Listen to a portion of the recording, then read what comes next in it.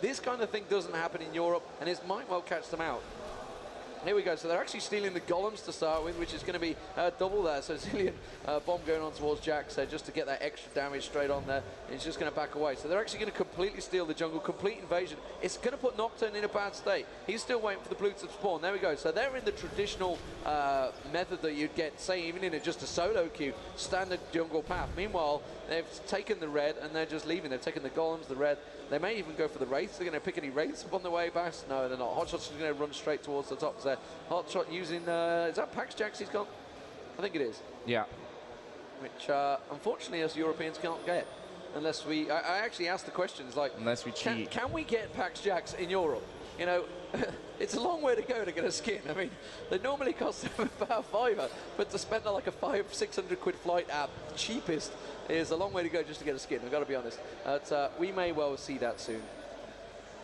So we've gone down into that laning phase now. Obviously, after their little invasion in the start, CLG have gone back in there. We see Solsei actually putting fairly early pressure, and Nika, you know, he's got that buffer in terms of if he does get out of position and does end up dying, then he's got the whole egg thing going on, which is really going to help him. Up at the top, we can see it. Kubon is up against Jax, which of course is Hotshot GG. So we'll have to see how he manages to hold on to this one. So far, his layways not being all that perfect. Down at the bottom, we have Elements just waiting here in the bush. They've warded up the bottom side of that bush, and as you can see, the trap just gone down there from Caitlyn as well. So both of these sides down at bottom playing fairly cautiously, especially when you've got someone like Elements in there. You don't want him jumping out and surprising you.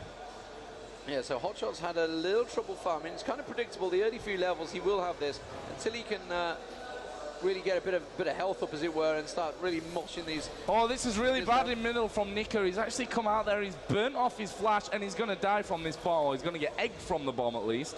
And we saw Nocturne actually starting to move away there. St. Vicious is actually chasing in on him. And obviously, Alvaro will get out of that one. So Nika's egg burned on level 3. That's very early. Yeah, that's not good for him at the start. And like we said, he's very slow moving. It's one of the slowest moving heroes in the game. Against the Zillion, it's going to be horrible. Meanwhile, down the bottom, you can see Big Fat GG is chipping away at Imber on Caitlyn down the bottom there. And Hotshot GG has actually had to use a health potion already there. Kubon had them forced to tower, but he has gone with the boots to start with, as has Kubon actually. So trying to put the layways. I guess Kubon's just trying to guess his predicted movement, really. Meanwhile, down the bottom, we can see Alvaro is just getting in position. He's going to back away. He's getting spotted, so he's going to happily just back away there. Imber's got to be careful. Why does he just walk straight into an arrow spray there? And you got to stick behind those mobs when you're playing against Ashe, especially when Big Fat GG is going to go, oh, 3 damage. I'll take that.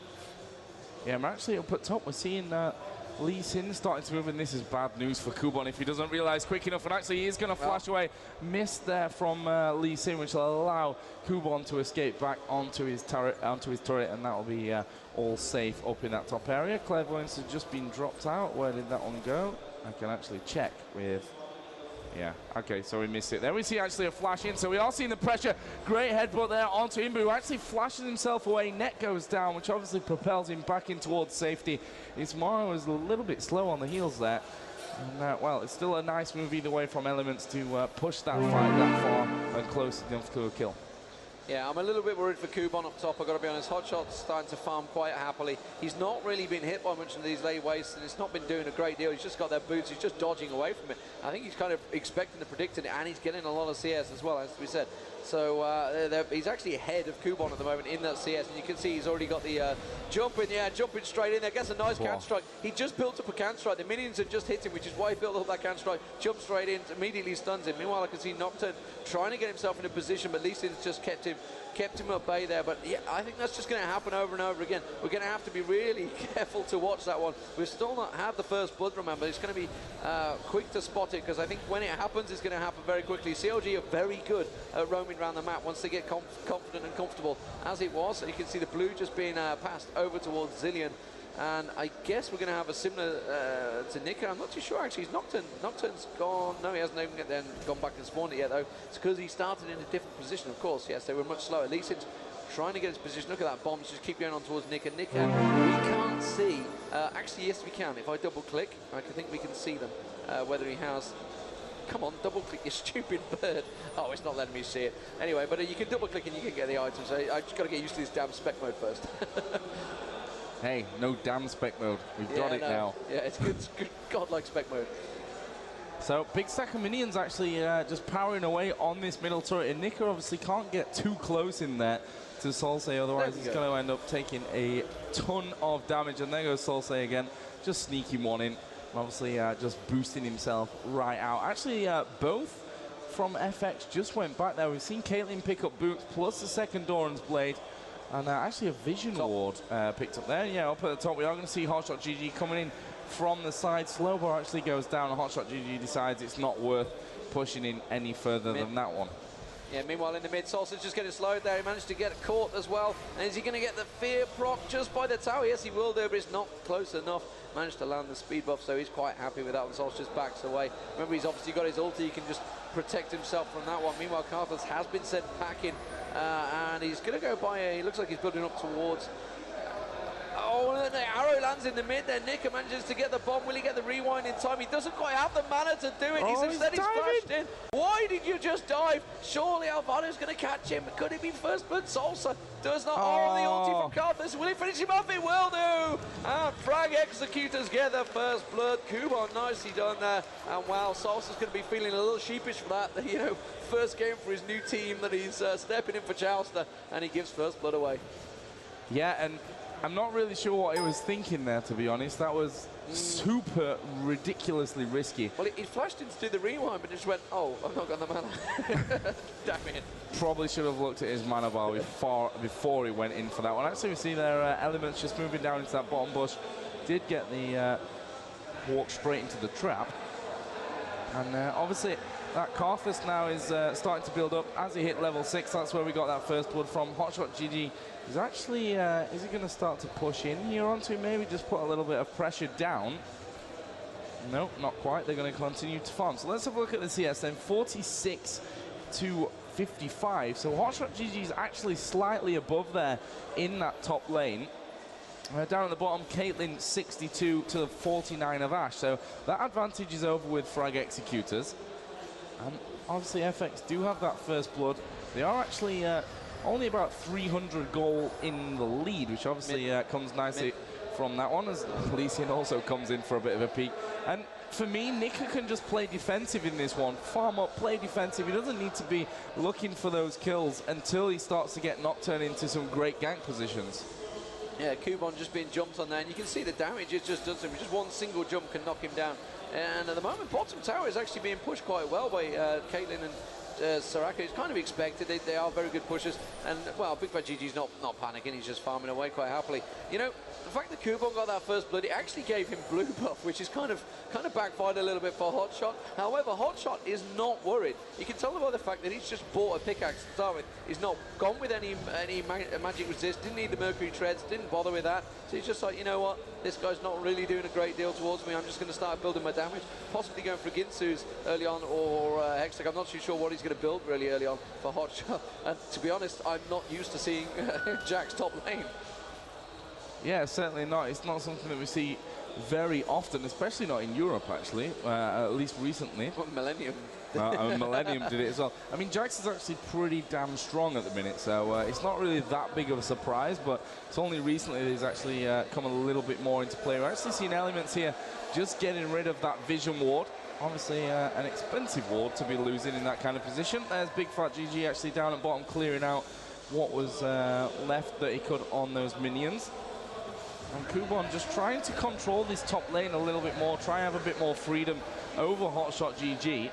And if you look at the items, Hotshot GG already got up onto that pickaxe. I'm going to keep my eye down on the bottom lane, because that's where it's probably going to be kicking off. Up at the top, we do have, Catalyst and Protector finished now for Kubon on Carthus. Absolutely. So Hotshot GG building up the counter. I'm just wondering whether he's going to try and jump on Kubon if he steps a little bit closer. He already has the stun up, and it's gone now, so he's not going to bother. Looking down the bottom, you can see that they're continuing to farm quite happily down the bottom. Remember, Big Fight GG, well, he would have played Ash quite a lot. He's not played it in a while in competitive matches, but they are pretty even in CS, 80 to 75, so that's pretty straightforward. Even Nika at the moment, just trying to hold position and really maybe thinking he can try and get a game. They're thinking possibly Dragon here. You can see they're just clearing the wards out. Soraka comes up, clears a ward. Can he get a steal on blue? Oh no, the wall actually pushed him. He did steal it, didn't he? Oh, no. No, he had it already.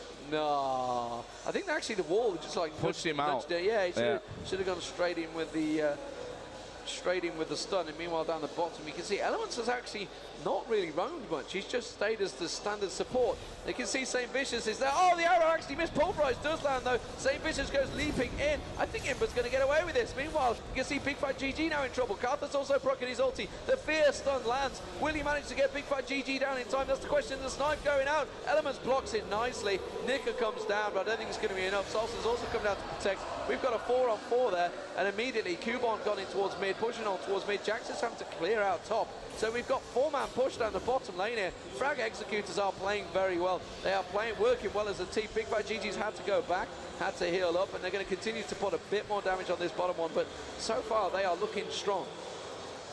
Yeah, I mean, I'm surprised that, I mean, there were still 3 of them there, I guess, so maybe not so much of a surprise that they didn't go straight in for Dragon, but that would have been a perfect opportunity, I think, to actually move back and take that down.